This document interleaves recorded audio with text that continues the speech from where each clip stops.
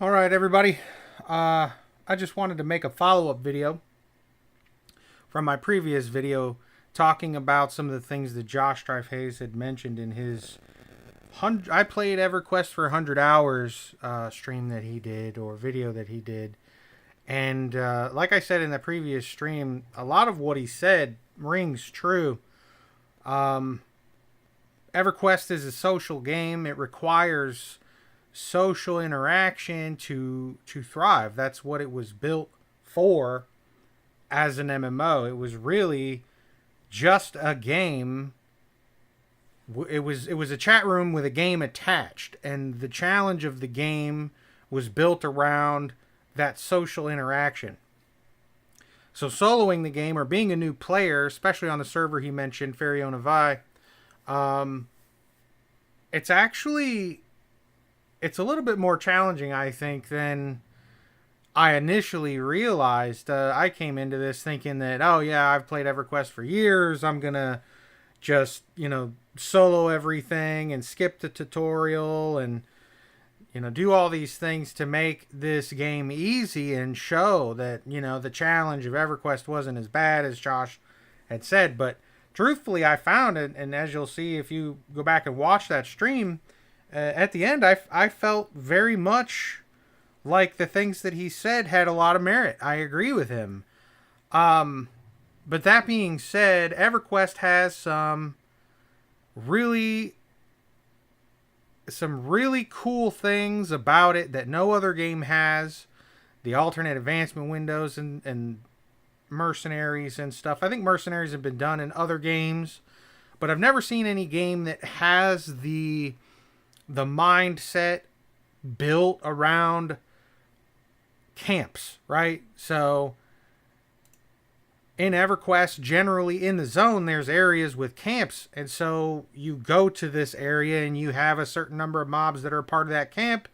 And, Sony Online Entertainment, the EQ team, they used to respect camps. Hey, this mob is part of this camp. They used to design around that idea. But as they lost players, they lost revenue, they lost staff.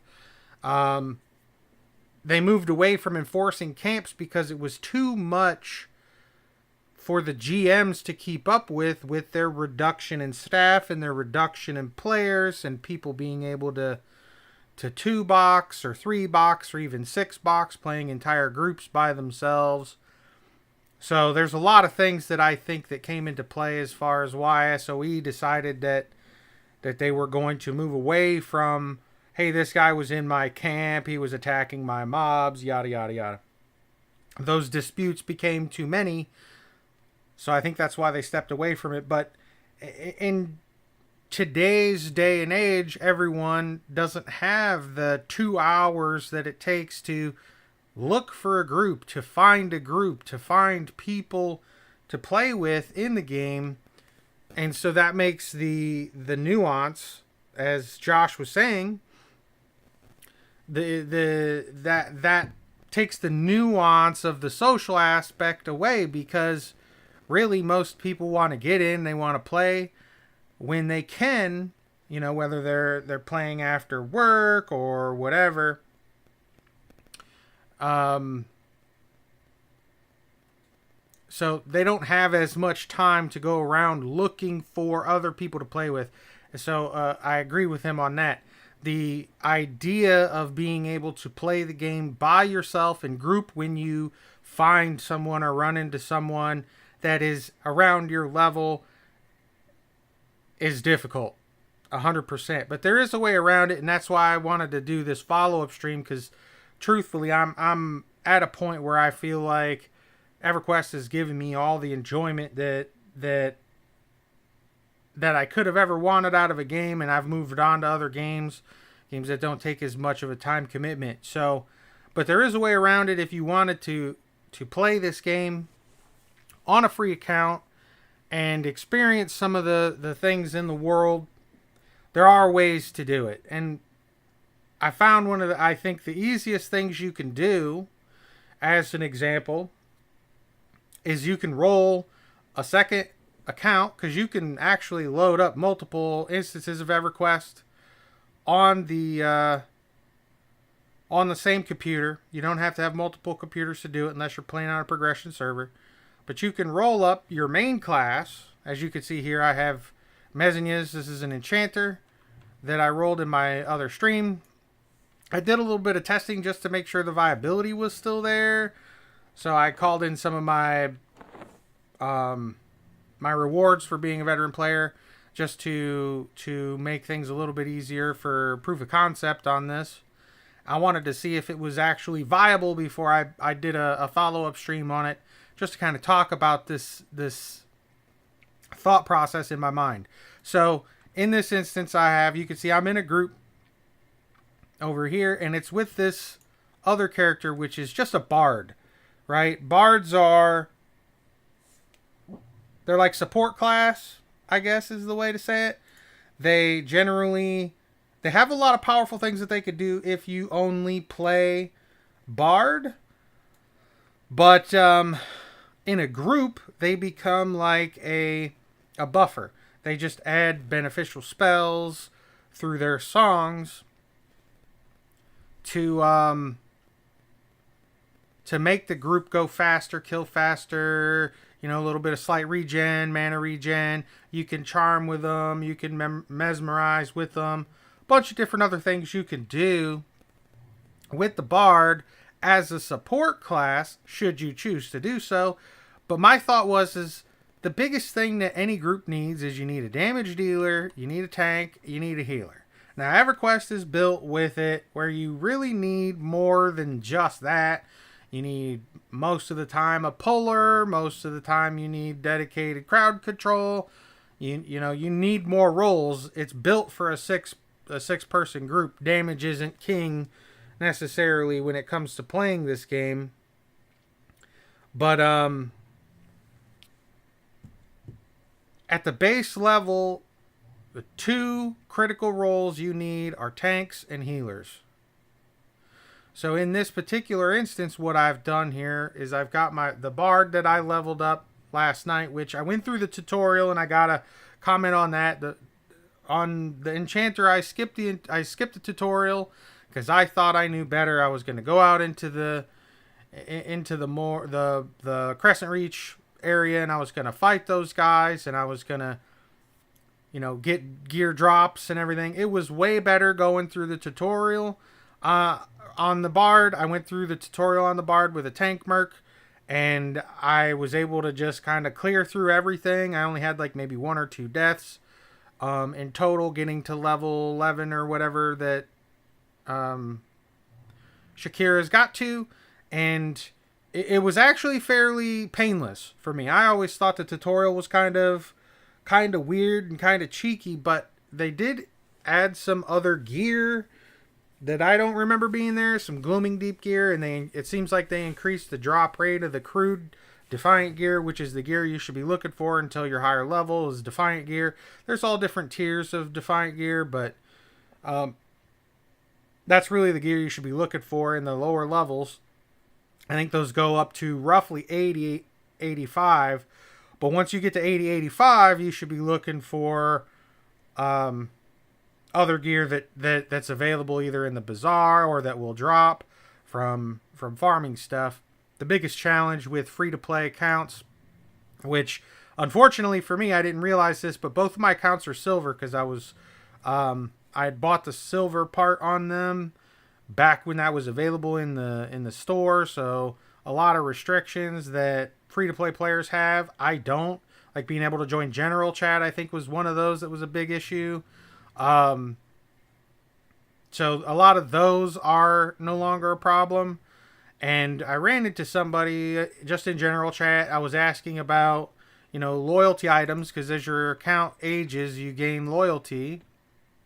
And you could buy items from this loyalty vendor, and you could sell them in the bazaar or in chat. You can sell these items as you save up the crowns for being an account or having the account be active. Even free-to-play players get loyalty, so this is something that is viable for free-to-play players. They can pick up these items and then sell them if they're tradable. One of the big ones was like the golden ticket. The golden ticket, you know, that usually sells like 100,000 or more on this server. I think I saw them in the bazaar for 175,000 gold or platinum.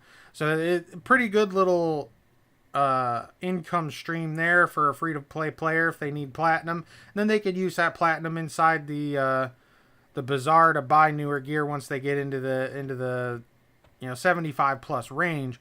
But essentially what I wanted to demonstrate real quick on this just like small stream was the idea of running two accounts where you really only play one, but you have the ability to have two mercs.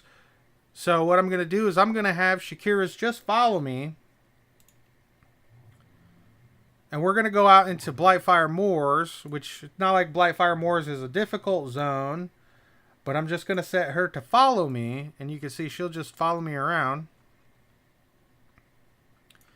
And you could just go out here into the moors.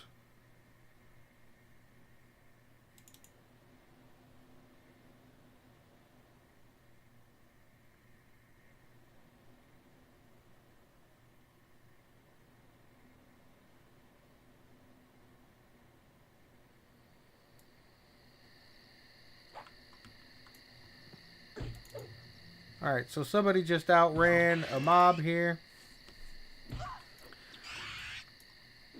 So I'm just going to go ahead and throw some spells out here onto this mob. Get it burning down.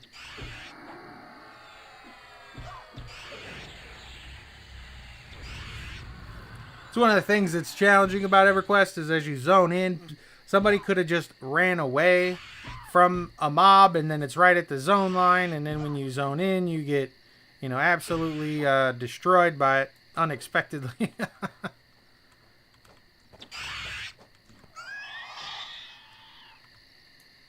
So alright, I'm just gonna have Shakira's kind of follow me around, and I'm gonna turn on one of her melodies. It's just a defensive melody, really.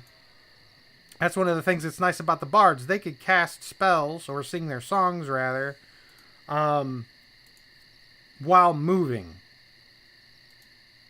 So then you just give yourself the loot, and now you've got the benefit of having multiple mercenaries, which can allow you to kill things that you otherwise wouldn't be able to do. I don't know that I would really truly consider this solo at this point, because you're running two characters, even though one's just kind of following you, doing their own thing. Let's see if I can find a yellow. I think the Trents are the next mobs to fight. What level is that Trent? Yep, he is 22. So I'm gonna fight a couple of these and see how this goes. So you can see I pull the mob, the tank runs out to attack it, grabs aggro, and the healer is right here behind me. Now enchanters don't normally get into physical combat, so that's not something that I'm gonna worry about. But I am gonna refresh my own breeze. That's the mana regen spell I was trying to get the other day. I'm going to upgrade his cloud. And looks like he doesn't have his strength buff, so I'm going to go ahead and give him berserker strength. And then I'm going to go to the healer. This is one of the nice things about having an enchanter, is that you can kind of help maintain, the mana of the group. Enchanters are great for that. Oh, he resisted. Beauties of leveling, as they would say.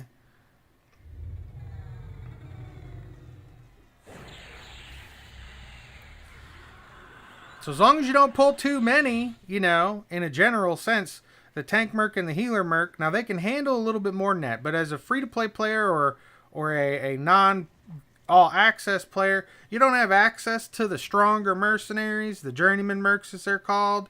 Those have higher confidence. They will tank more mobs. What'll happen is if you pull 3 or 4 mobs with the apprentice merc, what's going to happen is they're going to run away, and they'll be less likely to take and keep aggro. The other thing you have to do is you have to make sure, and I actually forgot this, but you want to set the tank to main tank so that the AI will actually taunt you want to make sure that he's taunting the mob. Because if he doesn't taunt, then they'll come after you.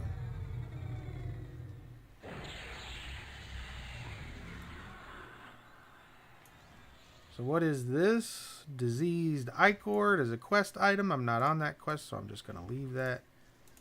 What is this?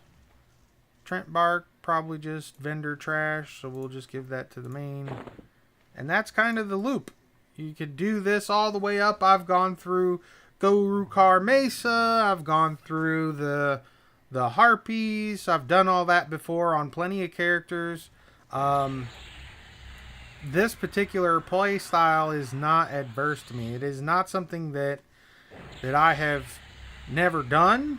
I've definitely done this before, but it's really only to let you catch up in levels, get up into the higher level stuff so you can actually find groups with people. Now, like I said, I was just randomly talking in general chat, and somebody messaged me and said, hey, I've got this guild, it's a casual guild, just random people, mostly my own little alts. This person has a whole bunch of alts. They sent me some platinum, just a random person. And I was like, that's really nice.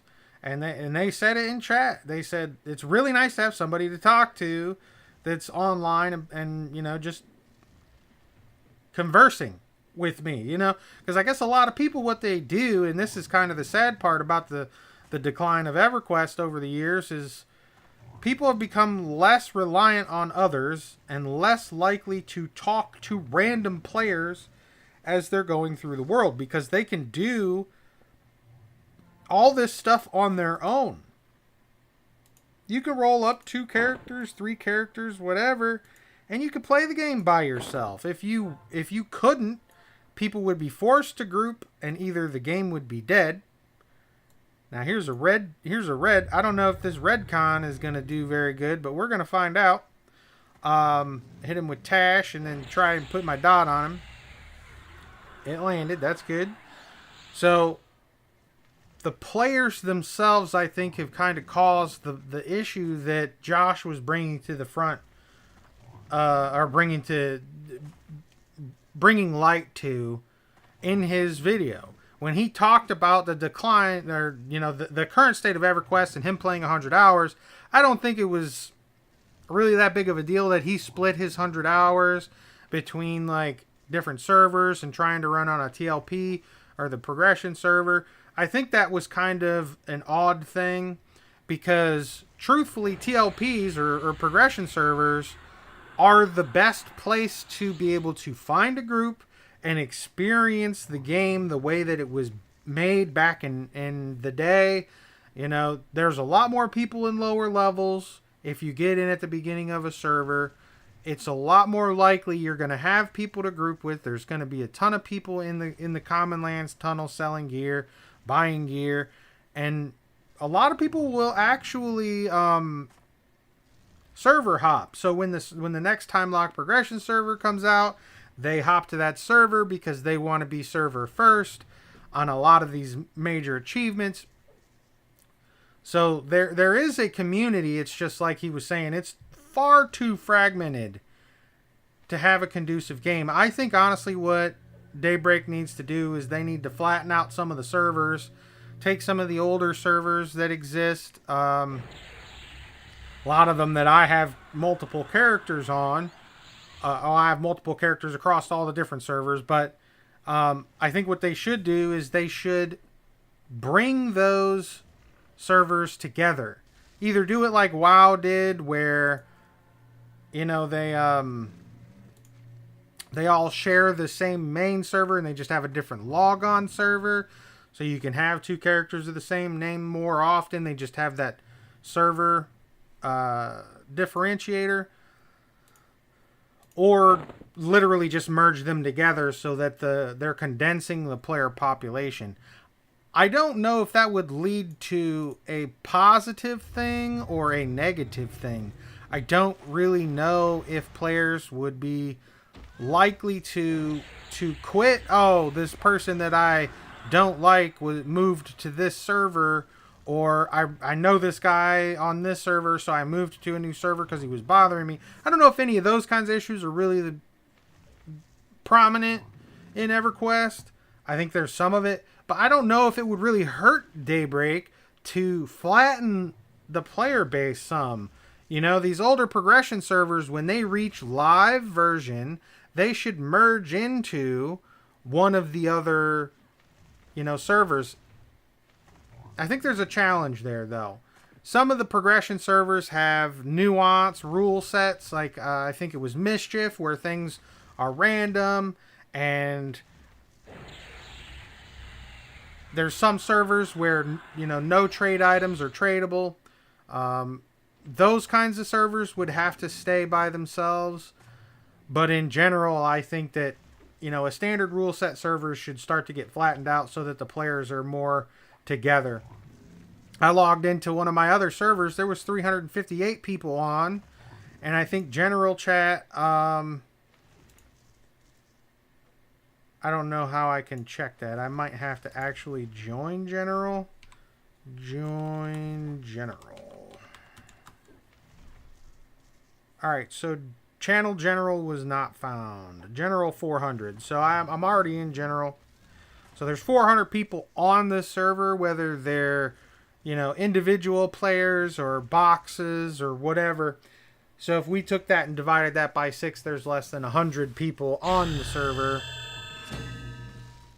Hey, I got to level 20. So I think that this kind of proves the point, though. Havoc Loop, Warrior, Paladin, Ranger, Shadow Knight, Monk, Bard. Okay. Bard, Rogue, Beast Lord. So we'll give that to the Bard. Here you go, Bard. Have a ring. And we'll leave that on the corpse. So, obviously one of the biggest challenges of EverQuest is having enough money to buy all your spells and then managing all the spells. There's so many spells. Usually what I'll do is, if it's a live server, I'll buy all the ones that go up to the level of that trader if I can. So they have 1 to 25, 26 to 50. Those are two different vendors in Plane of Knowledge. They sell all the spells through that level range.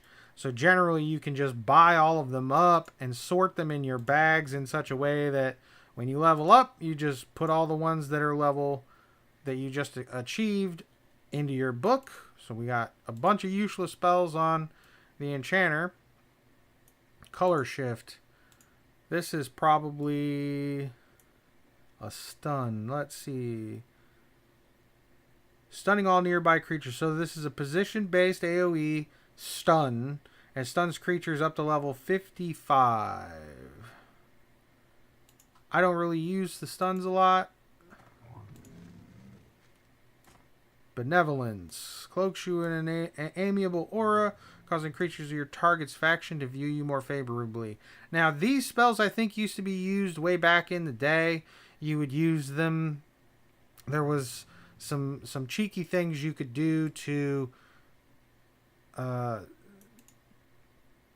like get to areas that you normally wouldn't be able to get to if you were certain classes or races. Those kinds of things I don't think matter so much in the live game anymore, but I still memorize them. I still buy them and memorize them anyway, just so that the Chanter has the full spell range. I've done a lot of power leveling in the Blightfire Moors. There's this spot right over here.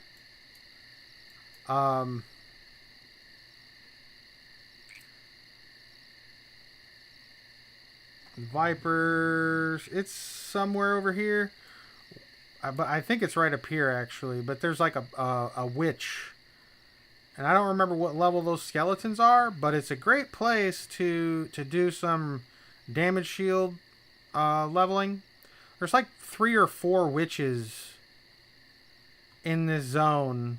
And they all drop different, like,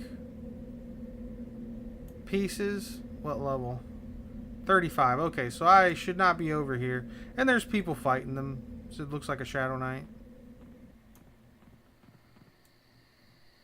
Yeah, based on the spells. Those are Shadow Knight spells.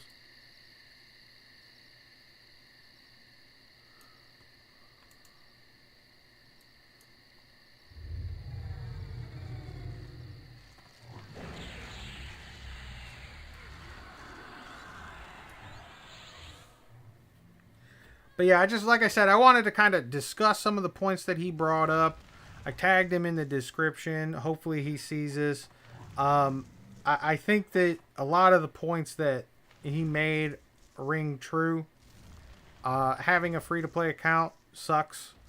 Let's be honest. Even a paid account doesn't get you a whole lot of things other than stronger mercenaries, and like I think the general chat is restricted for free to play players. I'm not actually technically considered a free to play account, I realized after doing some research on their website. The accounts that I have are silver, and silver accounts are technically paid accounts because it's $5 for silver when they were offering it, but it gave you so many more benefits. But like the AA restriction, I think is different for free to play players. I don't know if it's 250, 500, but it is less than a silver account. So it's kind of tough for anyone to justify playing on silver or playing free to play without understanding the challenges.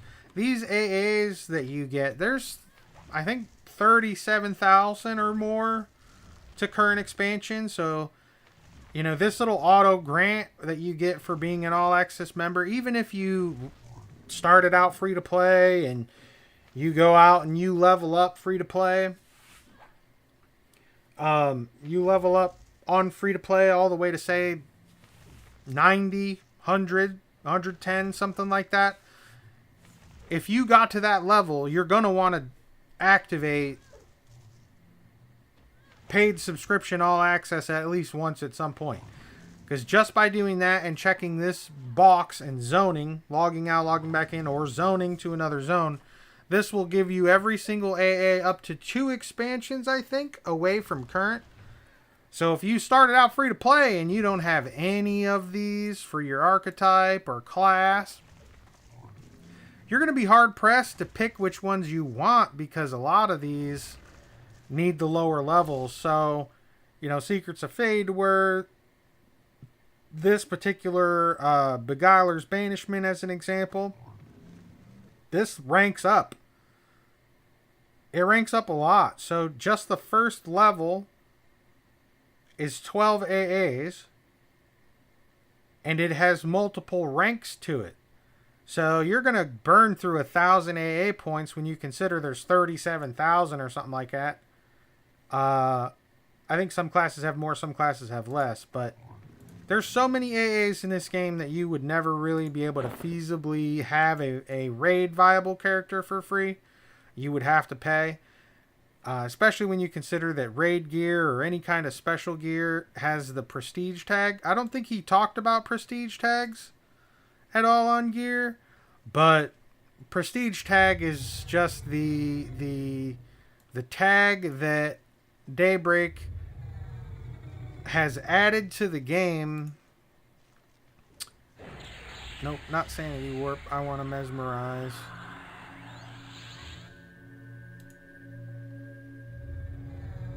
We'll hit Tash. We'll see if we can get the choke on there. This is actually kind of challenging because... Oh. Provoke. He's got Provoke on there. Well, let's see if we can Mesmerize it anyway. We did get a Mez off.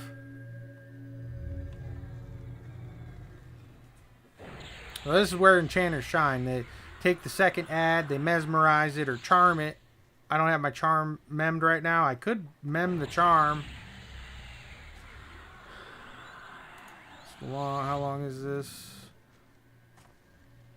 Let's refresh the mez. 35 seconds.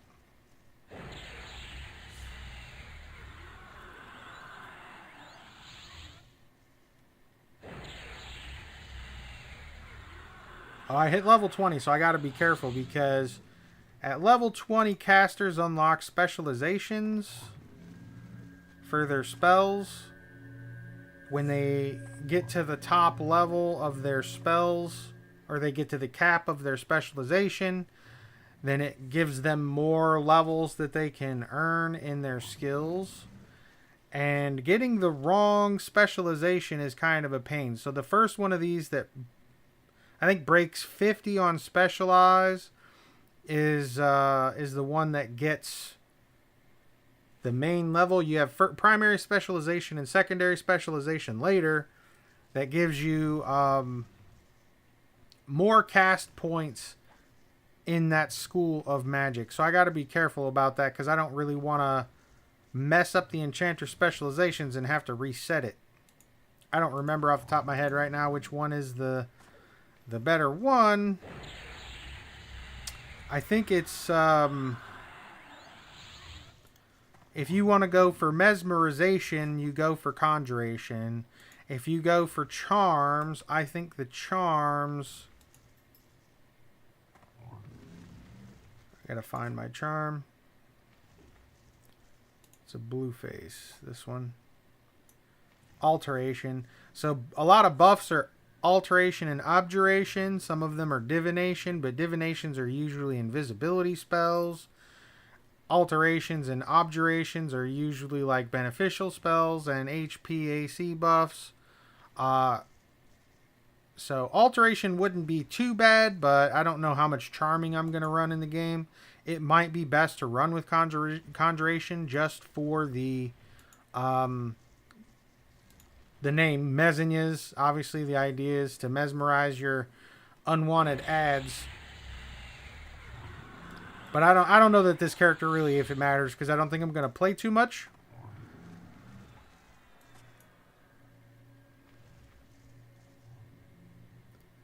Alright, what is this? This is a augmentation. It does not say prestige.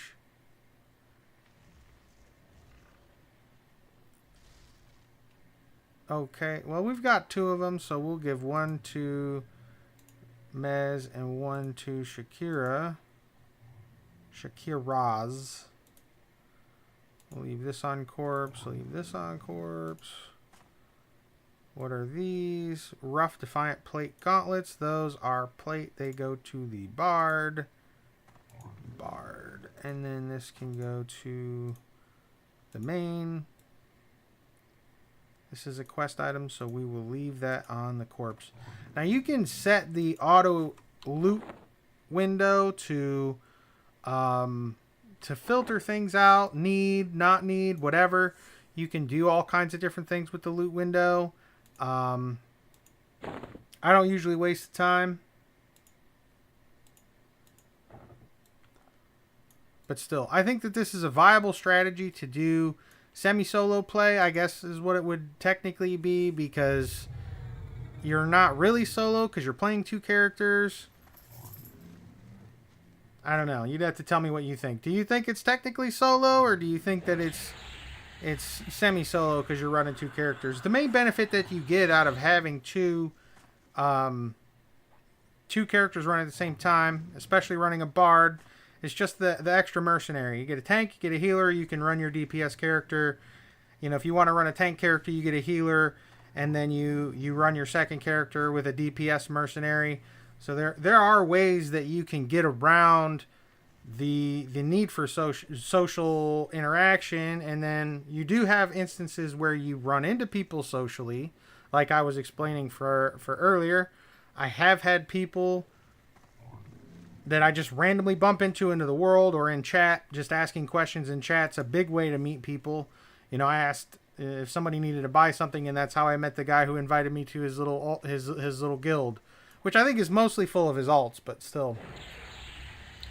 It's an interesting set of points to come to terms with. And I don't know if Sony's going to do something about it.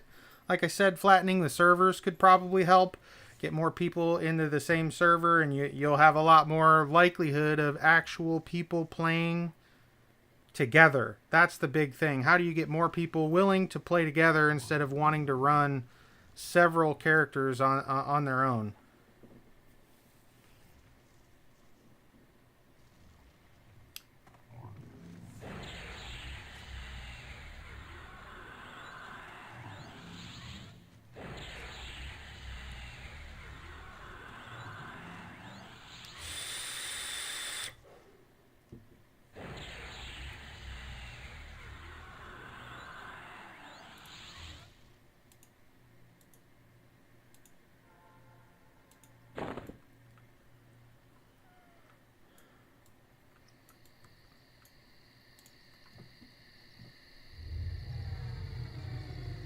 I wish YouTube would show me when people join. It doesn't show me when people actually join.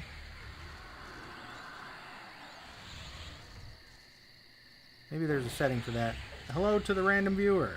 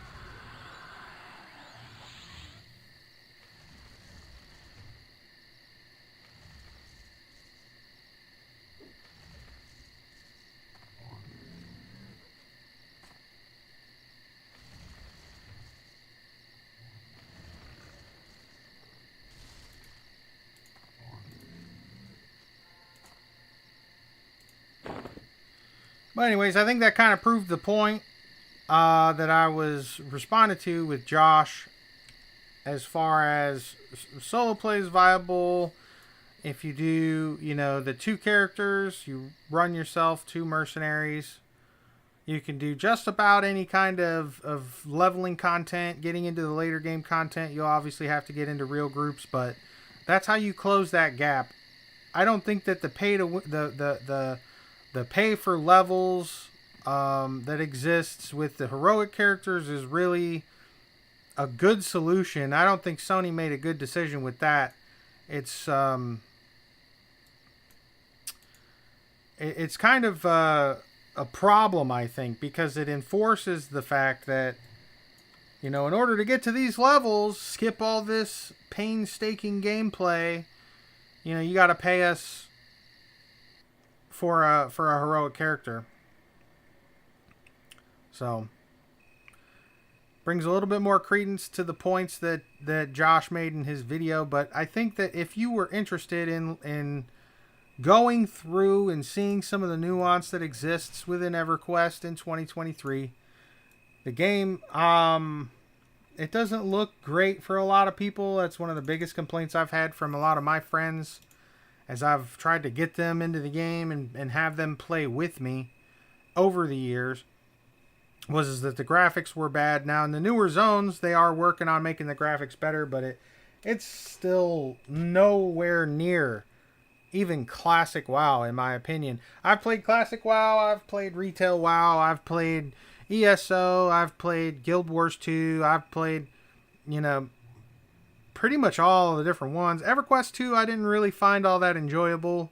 That was a little bit better graphics than EverQuest, but the gameplay wasn't as fun, I didn't think. So, I think out of all of them, EverQuest is probably one of the most challenging, both mechanically and socially, because obviously that's the biggest problem with EverQuest is the lack of social interaction, the lack of active players regularly. So, can it be saved? It's up to SOE and Daybreak Games. Well, I guess it's not SOE anymore, it's Daybreak.